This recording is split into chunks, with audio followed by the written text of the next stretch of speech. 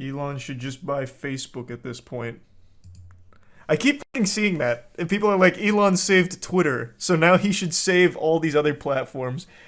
What the fuck are you talking about, save Twitter? Nothing's changed. The only thing that's changed is a 500% increase in slurs.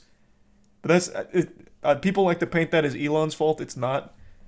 I don't remember who, I think it was Pop Crave did an investigative report and found that it was like an organized flood of slurs to try and like make it look bad for Elon or something. But he hasn't done shit. Like he just took it over. Nothing has changed. We'll have to wait and see.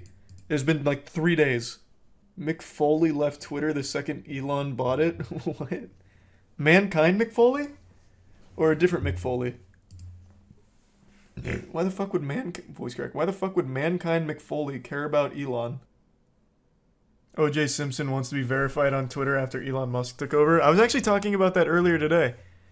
Yeah, OJ Simpson was asking to be verified.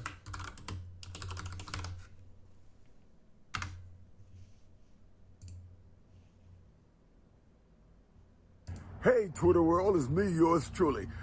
Let me start off today by congratulating Elon Musk taking over Twitter. Jesus Christ. Maybe I can get authenticated. Maybe I can get a blue check. I've tried for years to get that blue check because there's so many fake O.J. Simpson accounts. One of them is the real O.J. Simpson. Yep. Instead of an O, they have a zero. In any event, there have been a bunch of them, and from time to time, people would say, "Why did you say this?" And I say, "I didn't say it. That was one of those fake accounts." And I'm sure a lot of people probably deal with that. So maybe that will come to an end. Maybe that's what he'll have to sell too, so many fake accounts. In any event, let me talk about what I like talking about, football. Yeah. So maybe OJ Simpson will get verified pretty soon. Who knows? How is this guy free? What's crazy is he got away with murder, but eventually got in prison due to stealing his own memorabilia at some point. Wasn't that what it was? He went back to get some like old OJ Simpson merch. Then he made a book out of it. I remember that. The book was called... hold on, I'm going to guess it and then check it. I think the book was called If I Did It, Here's How I Would Have Done It. Let's see. What was it actually called? It was something like that. The book was If I Did It. Oh, it was just If I Did It. Damn, I got the first part right. I thought it was longer than that. Yeah, it's just called If I Did It, Confessions of the Killer.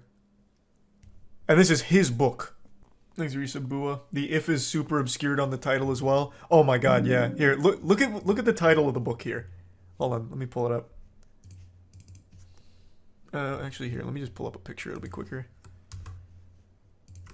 This is the book title. Like, you can't even see the if there. It just says, I did it. Yep. No secrets here. The if is buried in the I.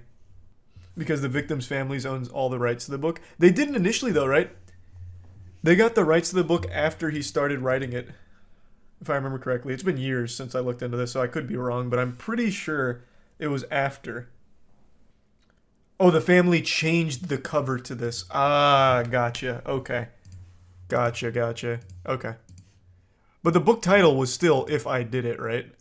That never changed. Kind of crazy, OJ has a following still.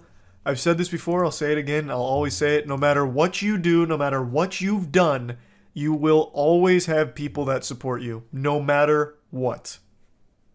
That doesn't even just go for celebrities or YouTubers, streamers, anything. It goes for anybody. Literally anyone. Think of the worst person you can imagine. Off the top of your head, what pops into your mind? Maybe someone like Jeffrey Dahmer? And then look at all the people that are idolizing Jeffrey Dahmer right now. It doesn't matter who. It doesn't matter what they've done. There is always going to be people to support them. Always. James Corden. Even James Corden has supporters. As painful as it is for me to say that, James Corden has fans. These are some Colby. You're right, serial killers get love letters / marriage proposals once they're in prison. I recently made that video on Ian Watkins, the lead singer of the Lost Prophets, who turned out to be one of the most prolific pedophiles in all of music history. The guy who legitimately raped a baby or attempted rape of a baby, performed sexual acts on a baby and numerous sexual acts on numerous children. He, in prison right now, still has supporters. I think he even recently got engaged to one of his super fans. Let me see. Could be misremembering though. Oh, well, here's it. Wow. Impressive timing. 7 days ago. Mother who Ian Watkins groomed from prison loses custody of 2-year-old daughter. Because he's still actively getting, like, groupies. Oh, here. I'll pull this up on stream. There's nothing bad here. It's just the title of the article. No matter what you do or what you've done, somehow you will always have supporters. No matter how heinous, how awful, how terrible it is, there's just always going to be supporters. Jared Fogle. I think a lot of people forgot Jared Fogle. I'm sure he has fans somewhere. I don't know where I'd find them though. This shit was 5 years ago. Oh, you're right. It does say 2017. It said 7 days ago on the Google search. You're right though. It is 2017. Why does it say 7 days ago? Either way, still, he was already in jail at this point. Must have been edited. Oh yeah, maybe. Does Chris Chan have any unironic fans? Yeah, like, of course, what? Absolutely. What? Like, a lot. Any Chris Chan updates? Not that I know of. I don't think there's been any developments in the case. Couldn't tell you. Which is worse, Twitter, Reddit, or Facebook? I get asked that a lot. Answer's always the same. It's Twitter. Twitter just amplifies every voice ever, and everyone can find the most outrageous shit and form their own echo chambers much easier than Facebook or Reddit. Bro, there are open pedophiles and zoophiles that actually have full-blown followings and get thousands of likes on some of their posts talking about it. Twitter is just, it's definitely gotta be the worst. Is zoophile someone who likes zoo porn? It's a lighter term for people who like bestiality, but they call themselves zoophiles because it seems less aggressive. They talk about how animals can consent to having sex with humans, and why it's, like, morally okay to have sex with consenting animals. I guess not all of them talk about how they fuck animals in the real world, but the thing that binds all zoophiles together is their sexual attraction to, like, the actual animals. Not like furries. Furries isn't necessarily, like, the attraction to the animal itself, whereas zoophiles is talking about the sexual attraction to, like, their household pet. Like, they're on very different levels, very different scopes. I thought that was illegal. Fucking animals is. Which is why they try and make it a more accepted thing. The zoophile acceptance movement. That'll never be a thing. I don't think so either, but they're very open about it. The reason we even got here is because someone asked what was the worst platform, and I said Twitter because of things like this. Because it amplifies all of those voices and allows them to find each other and grow their movement together and get people locked into their bubble, their little echo chamber. Twitter is gas for financials. No, I didn't just read that. Don't tell me you're getting your fucking financial advice from the, God, what do they call themselves on Twitter? The community? Oh my god. I was just looking at, like, the compilation of their worst financial takes. What are they called? What's that community called? No, not financial gurus. They gave themselves a cool name. Yeah, there it is. There it is. Yeah. FinTWT. Yeah. Oh my god, the advice is always so unbelievably bad. Can you show us? Yeah, what's the... Hold on, let me find it. I'm pretty sure I follow the account. There's a whole Twitter dedicated to just posting their worst takes. Let me find it. How can you search your following list? Can you search your following list? Just control F it. True, I guess that'll work. Oh, this isn't exactly the same thing. Do I not follow the Twitter one? TikTok Investors is the one that immediately pops to mind, but this isn't the Twitter side. I thought I followed the one that compiles the Twitter side. TikTok Investors goes so hard, though. Fair amount of bones. And I just, I called my brothers in finance. I'm like, put all of this in Billabong. Yeah, my dad's been a little bit skeptical of my kind of stock instincts as well. What's your portfolio right now? Well, so he wants me to do like more blue chip TikTok stocks, financial and, advice goes so hard with some of my portfolio and some, more fast rising companies that aren't as well established. But to me, it's like, Dad, that's all just verbiage. You know what I mean?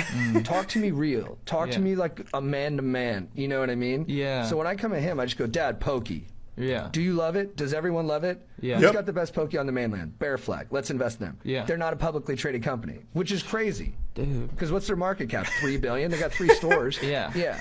They're probably doing $1 billion each. Dude, their IPO is going to be off the charts. It's going to be huge. Yeah. Yeah. And then That's initial public what offer. the fuck is we're this sitting shit on that. We're waiting. financial So then we go, podcast okay, Pokey Shack. That's a publicly traded company. Yeah. That's when we can invest. My grandma gave me like, a fair amount of bones. It's so good. So there's a massive community on TikTok, and they're all like 15 or 16, that are like, here's how you make $1 million quickly. And half of the advice, I swear to God, half of it comes from here. You need to own apartment complexes.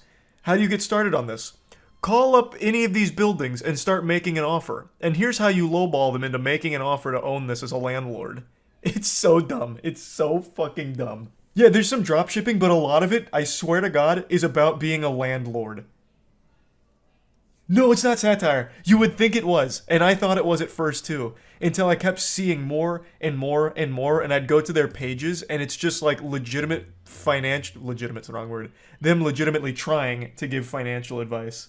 It's so bad. It's so bad. What's this? Fuck college, for real. Failing all my classes, hate this shit. I'm gonna get rich. I'm gonna get rich on the stock market, motherfuckers. Amen. They'll never see me coming. I'm already rising. Just wait. $1 million soon. I'll update. This one seems more satirical. So basically, the company that I thought was going to go up went down 30% in one day. So all my positions just got completely wiped out. And then I made another bet that it was going to go up, and it did, but I slept through the market because I took a nap and lost everything. Damn, you hate to see that. The stock market just doesn't want to see you win, champ. Just put more money in. God, it's good. Financial advice on Twitter and TikTok is just the best. Thanks to Brian Brock and the resub TJ. The first one was satire? Oh, the pin tweet? I mean, that could be, I guess. I don't know. I don't know those guys. That one could be satire, I guess. How about financial advice on Reddit? Reddit is bad for a lot of things, but I will give credit where credit is due. Sometimes, a broken clock is right twice a day. Sometimes they will give some of the best goddamn advice that actually does make millionaires by complete fucking accident. Wall Street bets will often's the wrong word, occasionally will just have a crazy play that pans out wildly. And I'm not even just talking about GME.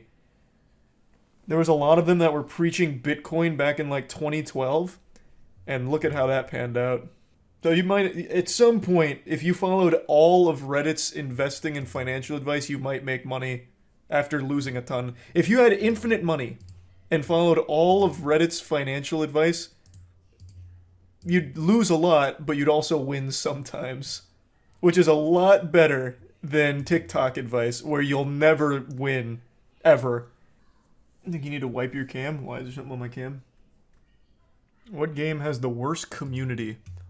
That's something I thought about a lot. I can never fully decide which game has the worst community. It's fucking hard.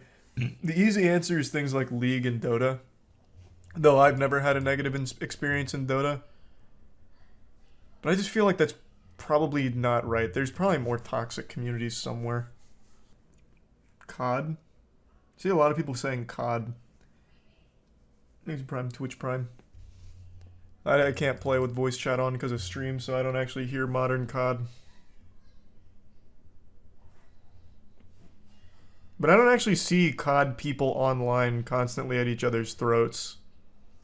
They usually just play their game, rage, call it a night. I don't ever really see them online making a big hoopla. Rust has definitely got to be up there.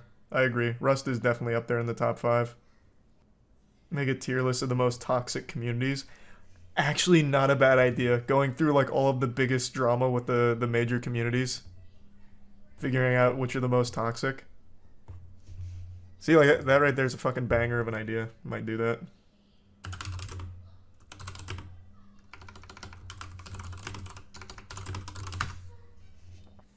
I think it's the Prime Linux. I wanted to do a tier list for conspiracy theories, but they're just too many. Like, that's just such a large tier list encompassing so many different things. I don't know. I don't know if that one would actually be fun. Off topic, but I fucking hate that pedophiles use the acronym MAP, because MAP also stands for Multi-Animator Project, which is a thing a lot of kids engage with. Like my siblings are really involved. Having the same acronym increases the chances of kids coming across pedo content.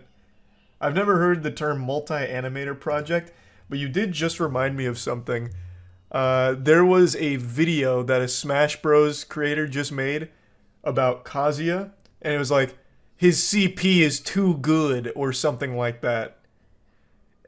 And obviously it started making the rounds on Twitter, because CP is a pretty common acronym, or pretty common for child porn, but it's also pretty common in games too. Like, for example, channel points on Twitch. When people used to abbreviate it, it'd be, I have like 200 CP. It's like, damn, that fucking sucks. Like, that's a terrible acronym. Like, that looks awful.